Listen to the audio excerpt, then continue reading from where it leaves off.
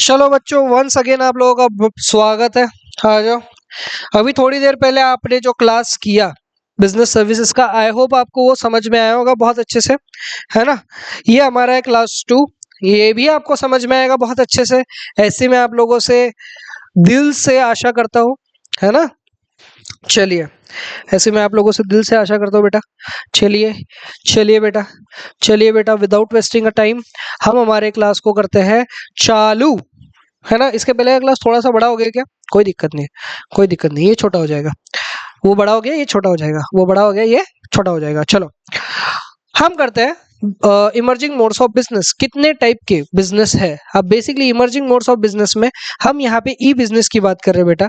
हम यहाँ पे ई बिजनेस की बात कर रहे हैं। सबसे पहले तो नॉर्मल ट्रेडिशनल बिजनेस होता है, ई बिजनेस होता है। ट्रेडिशनल बिजनेस वो होता है सर जहाँ पे हम हमारी दुकान खोल के बैठ गए, वो हमारा ट्रेडिशनल बिजनेस है। और ई बिजनेस वो होता है सर जहाँ पे हमने ऑनलाइन प्लेटफॉर्म से कुछ बेच रहे या खरीद रहे। ठीक है, सबसे पहले ये डेफिनेशन है, इसकी स्कोप देख लो। सबसे पहले definition include a shopping, stock, transaction, software use, ये सारी चीज होती है। Current trend in India, transactions from traditional और e business to e business strategies, better communication, easier purchasing हो जाता है, कहीं जाने की जरूरत नहीं, घर बैठे फोन खोलो अपना, अमेजोन खोलो, फ्लिपकार्ट खोलो, अभी तो ब्लिंकिट, स्विगी, ये सारी भी आ गए। मतलब पहले ऐसा होता था सब्जियां खरीदने के लिए बाहर जाना पड़ता था बेटा, अभी तो सब्जियां भी घर बैठे आ जाती है ना। ग्रोसरी भी घर बैठे आ जाती है, वही सारी चीजें। उसके बाद इसके functions cover up production, finance, marketing, personal administration and managerial activities, सब कवर होता है इसमें। पार्टीज इन्वॉल्व, एक खरीदने वाला एक बेचने वाला इन्वॉल्व होता है, वही दो पार्टीज है। अब आता है directions for E business. E business में बेटा ये सबसे ज्यादा इंपॉर्टेंट है, ये इसमें सबसे ज्यादा इंपॉर्टेंट है। ई बिजनेस के डायरेक्शंस, किस किस तरीके के ई बिजनेस होते हैं। एग्जाम में पूछने वाला को डायमेंशंस होना चाहिए था, बेसिकली डायरेक्शंस नहीं, डायमेंशंस ऑफ ई बिजनेस होना चाहिए था, है ना। चलो, सबसे पहला आता है, सबसे पहला जो बिजनेस का टाइप आता है वो होता है B to B business. Sir B to B business मतलब क्या होता है sir? Sir B to B business मतलब होता है बेटा, एक बिजनेस दूसरे बिजनेस को अपना कोई तो भी चीज बेच रहा है। इसका मतलब एक बिजनेस दूसरे पर्सन को नहीं बेच रहा है जो उसको कंज्यूम करने वाला है, एक बिजनेस दूसरे बिजनेस को बेच रहा है आगे बेचने के लिए। ये चीज समझी क्या? एक बिजनेस दूसरे बिजनेस को बेच रहा है आगे बेचने के लिए, वो होता है B to B. Sir example दोगे क्या? बिल्कुल एग्जाम्पल दूंगा।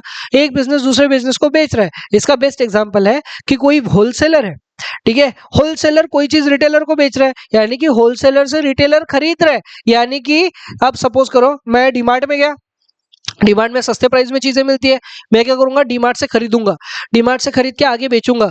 तो एक बिजनेस दूसरे बिजनेस से खरीद रहा है, इसी को बोलते हैं बेटा B to B business, including service like supplying parts, value added services and man power वगैरह वगैरह वगैरह। उसके बाद आता है बी टू सी। अरे बी टू सी तो सबसे इजी वाला है ना, बी टू सी तो सबसे इजी वाला है, जहां पे एक बिजनेस दूसरे कंज्यूमर को बेच रहा है, एक बिजनेस फाइनल कस्टमर को बेच रहा है, एक बिजनेस फाइनल कंजम्पशन के लिए गुड्स बेच रहा है, वो सब इसमें आता है। Business firm and consumer involving market activities, production, information and delivery. Example Flipkart best example है, अमेजॉन बेस्ट एग्जांपल है इसका बेटा, फ्लिपकार्ट, अमेजॉन, ब्लिंकिट वगैरह बेस्ट एग्जांपल है इसका। ठीक है, ब्लिंकिट नहीं, सॉरी, ये बेस्ट एग्जांपल इसके। उसके बाद आता है C to B. C to B में सर सी टू बी क्या होता है? सी टू बी क्या होता है?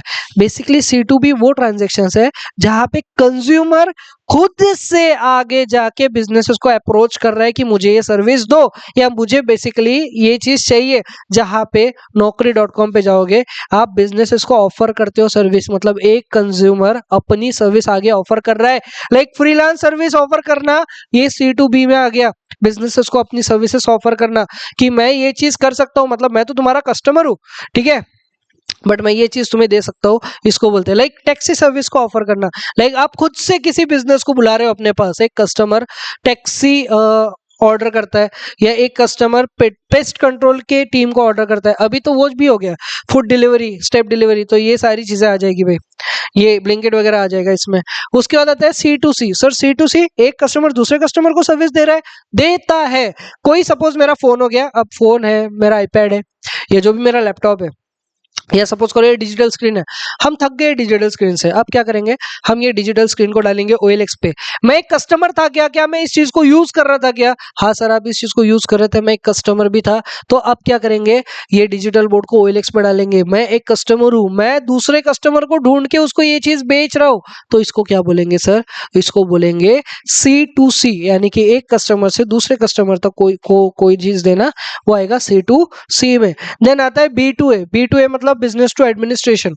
बिजनेस टू एडमिनिस्ट्रेशन का मतलब होता है कोई जो चीज है जो पब्लिक एडमिनिस्ट्रेशन, रिकॉग्नाइजेशन इंस्टीट्यूशन, जैसे टैक्स के लिए हो गया, टैक्स पेमेंट करना, परमिट करना, बिजनेस अपनी चीज गवर्नमेंट के साथ जोड़ रहे हैं, तो एक बिजनेस टू एडमिनिस्ट्रेशन आ गया। कंज्यूमर टू एडमिनिस्ट्रेशन, जहाँ पे कंज्यूमर कोई चीज देता है, जैसे आधार कार्ड, लाइसेंस, ये जो गवर्नमेंट से जुड़ोगे उसको consumer to administration, business to administration बोलेंगे। चीज समझी क्या। अब आते हैं सर इसके कुछ बेनिफिट्स बताओ, सर इसके कुछ बेनिफिट्स बताओ। मैं थोड़ा धीरे चलता हूँ, है ना, धीरे चलूंगा क्योंकि बहुत फास्ट हो जाएगा तो लेक्चर जल्दी खत्म हो जाएगा, तो हमें लेक्चर को जल्दी खत्म नहीं करना है, हमें एक सेकंड।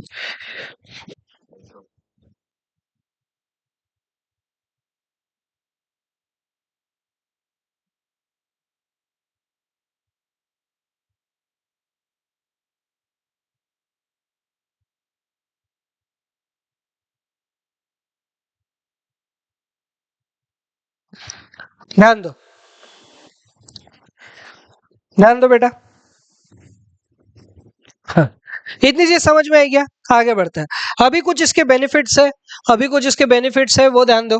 क्या क्या बेनिफिट्स है, एक दो तुम ही बता दो, चलो एक दो बेनिफिट्स तुम ही बता दो, चलो एक दो बेनिफिट्स इसके तुम ही बता दो, चलो बताओ क्या क्या बेनिफिट्स है। सर सबसे पहला बेनिफिट इसका ये है, सर सबसे पहला बेनिफिट इसका ये है, एक सेकंड। हाँ सर, सबसे पहला बेनिफिट इसका ये है कि ये हमें एक प्लेटफॉर्म देता है। हमें क्या देता है, एक प्लेटफॉर्म देता है जहां से हम अपने बिजनेस को चला सकते हैं। सबसे पहला बेनिफिट ये भी है सर कि हमें अलग से कोई पैसा खर्च करने की जरूरत है क्या, किस चीज के लिए बेटा, सर अलग से पैसा खर्चा करने की कोई जरूरत नहीं है हमें बिजनेस खोलने के लिए, यानी कि लैंड लेने के लिए, बिल्डिंग खड़ी करने के लिए अलग से कोई पैसा करने की जरूरत नहीं है। रॉ मटेरियल है, हम डाल देंगे इंटरनेट प्लेटफॉर्म पे, अमेजोन पे डाल देंगे कपड़े, फ्लिपकार्ट पे डाल देंगे कपड़े, सब्जियां है ब्लिंकिट पे डाल देंगे, ठीक है, ऐसी ऐसी जगह पे अपनी चीजें डाल दो, आपकी चीजें बिक जाएगी, कोई अलग से प्लेटफॉर्म खरीदने की जरूरत नहीं है। फोर ट्रेड चैनल है, internet ad, face to face mail and phone trading वगैरह होती है। उसके बाद ease of form, easy of formation होता है, इजियर टू स्टार्ट है भाई, कहीं अलग से प्लेटफॉर्म खोलने की जरूरत नहीं, ट्रेडिशनल में प्लेटफॉर्म खोलने की जरूरत हो जाएगी। उसके बाद लोअर इन्वेस्टमेंट है, पैसा भी इसमें कम लगेगा क्या, हाँ सर इसमें पैसा भी कम लगेगा। नो फिजिकल, आपको कोई फिजिकल ओपन करने की जरूरत नहीं है, कन्वीनियंस है, 24/7 के ओपन रख सकते हैं। वही चीज हम अगर ऑनलाइन मतलब ट्रेडिशनल बिजनेस में देखें तो वो चीज नहीं है, ट्रेडिशनल बिजनेस में 24/7 की सर्विस हम वहां पे नहीं दे सकते, है ना। उसके बाद स्पीड की बात करें बेटा, किसकी बात करते हैं, स्पीड की बात करें तो फैसिलिटेट क्विक इन्फॉर्मेशन एक्सचेंज हो जाती है, जैसे मुझे अभी कुछ चीज चाहिए तो मैं क्विक ऑर्डर कर देता हूँ, क्विक आगे वाले को मिल जाता है। ग्लोबल एक्सेस है, ये मतलब लिमिटेड नहीं रहेगा, जैसे किसी को बाहर के कंट्री में मंगाना है तो बाहर के कंट्री वाले भी मंगा सकते हैं, ग्लोबल एक्सेस कर सकते हैं। अब कोई चीज है, जैसे कोई पान ठेला है, जैसे पान ठेला चाय पीने जाते हैं या कोई कुछ और पीने जाता है, तो कोई और कुछ पीने जाता है, तो वहां पे पानटेले का एक्सेस पूरे पूरे वर्ल्ड में है क्या, वो उस एरिया पर्टिकुलर एरिया में होता है। बट वही चीजें अगर आप अमेजोन पे डालो तो पूरा वर्ल्ड उसको देख सकता है, बराबर है क्या।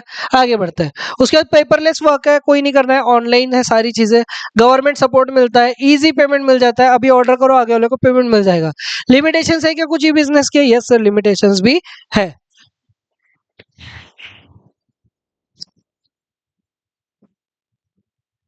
हम्म, कुछ इसके लिमिटेशंस भी है क्या बेटा, हाँ इसके लिमिटेशंस भी है। सबसे पहला लिमिटेशन है कि लैक ऑफ पर्सनल टच है, यहाँ पे कोई अलग से आप चीजों को छू नहीं सकते, ये यहाँ पे सिर्फ आप फोन पे चेहरा देख सकते हो, चेहरा मतलब कपड़े देख सकते हो कि आप ये पर्टिकुलर कपड़ा लेना चाहते हो, बट आप उसको फील या उसका कपड़ा कौन से मटेरियल का है वो नहीं देख सकते।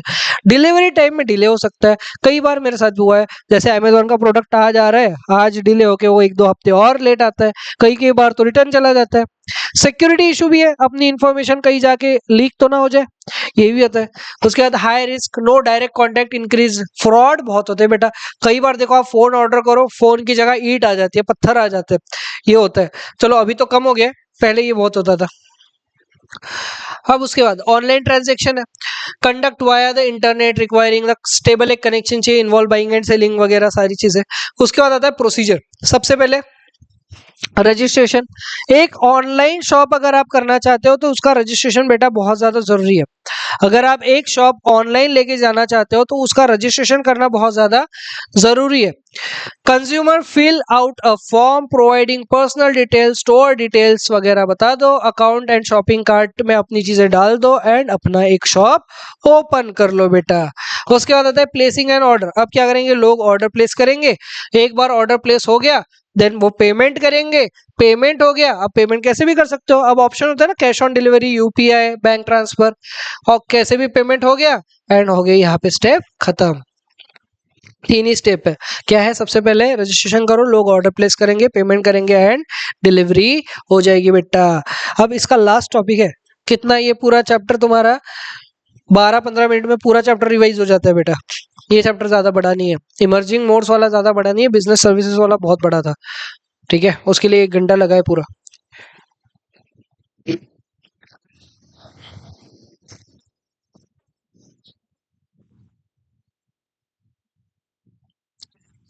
चलो ध्यान लो, आउटसोर्सिंग क्या होता है बेटा, आउटसोर्सिंग क्या होता है, कोई बता पाएगा क्या बेटा, आउटसोर्सिंग क्या होता है, कोई बता पाएगा क्या? सर आउटसोर्सिंग मतलब, सर आउटसोर्सिंग मतलब, आउटसोर्सिंग मतलब अपना काम किसी और को करने के लिए देना।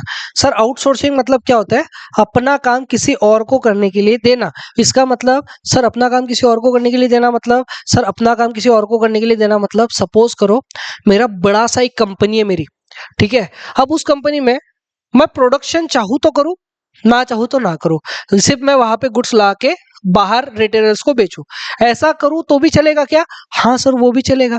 तो मैं क्या करता हूँ ना, जो मेरा प्रोडक्शन का काम है मैं किसी और एक कंपनी को दे देता हूँ, जो कोई अपना काम यूज नहीं करेगा, वो सिर्फ प्रोड्यूस करके देगा। ऐसी कंपनी जो सिर्फ प्रोडक्शन करके देगी, प्रोडक्शन होगा मेरा ही, बेचूंगा मैं ही। जैसे एप्पल के प्रोडक्ट्स है, एप्पल के प्रोडक्ट्स है, एप्पल का अंदर का पूरा बॉडी किसका रहता है बेटा, एप्पल का अंदर का पूरा बॉडी सैमसंग बनाता है, क्योंकि सैमसंग का प्रोडक्शन यूनिट है, एप्पल का प्रोडक्शन यूनिट नहीं है। समझे क्या मेरी बात, समझे क्या मेरी बात? कैमरा किसका होता है, कैमरा सोनी कंपनी बनाती है मे बी, है ना, सोनी कंपनी बनाती है। बॉडी किसकी होगी, बॉडी होगी सैमसंग कंपनी की। ध्यान दो, outsourcing involve contracting business function, specialised agencies को आप कॉन्ट्रैक्ट करते हो और उसको देते हो। वो कंपनी का नाम कभी भी नहीं रहता है, वो कंपनी अपना एक ब्रांड आइडेंटिटी नहीं बना सकती है कभी भी, जो ये एक्टिविटीज को लेती है। समझे क्या क्या होता है contracting business functions to specialised agencies. Benefit क्या है, कॉस्ट रिड्यूस होता है, कहीं ना कहीं अपना पैसा कम लग रहा है। पैसा क्यों कम लगेगा, क्योंकि मशीनरी नहीं खरीदनी अलग से, ठीक है, मशीनरी अलग से नहीं खरीदनी है। उसके बाद आपको प्रोडक्शन के लिए लोग नहीं अलग से लेने हैं, आपको बस एक लोगों को देना है, उसका पैसा दे देना है प्रोडक्शन का, बस आप अपनी कोर एक्टिविटीज पे फोकस कर सकते हो। नीड क्यों क्यों क्या है बेटा आउटसोर्सिंग की, increase specialisation and global competition increase है, ठीक है, इसलिए चाहिए। कंपनी अपने कोर एक्टिविटी के ऊपर फोकस कर सकती है, इसलिए चाहिए। एडवांटेजेस क्या है, कॉस्ट बचता है सर, मतलब हमारा देखो, जैसे एक्सपेंसेस कौन कौन से बच रहे हैं, मशीनरी खरीदने का एक्सपेंस बच रहा है, लेबर को सैलरी देने का एक्सपेंस बच रहा है, वो सारे एक्सपेंसेस बच रहे हैं। उसके बाद lower man power cost compare to the host company, मतलब होस्ट कंपनी से कम पैसा लगेगा बेटा, होस्ट कंपनी से जो हेड जिसका मेन ऑफिस है उससे कम पैसा लगेगा। Access to professional expert services मिलेगी, क्योंकि अगर प्रोडक्शन कंपनी को दे रहे हो तो वहां पे जितने भी लोग होंगे वो सारे एक्सपर्ट्स होंगे। इन्वेस्टमेंट टेक्नोलॉजी इंफ्रास्ट्रक्चर के लिए जो पैसा लगता था वो बचेगा। इंक्रीज एफिशिएंसी एंड प्रोडक्टिविटी बढ़ेगी। Knowledge sharing and industry goodwill बढ़ती है। उसके बाद डिसएडवांटेजेस एंड लिमिटेशन क्या क्या है आउटसोर्सिंग के, वो देखते हैं, आ जाओ।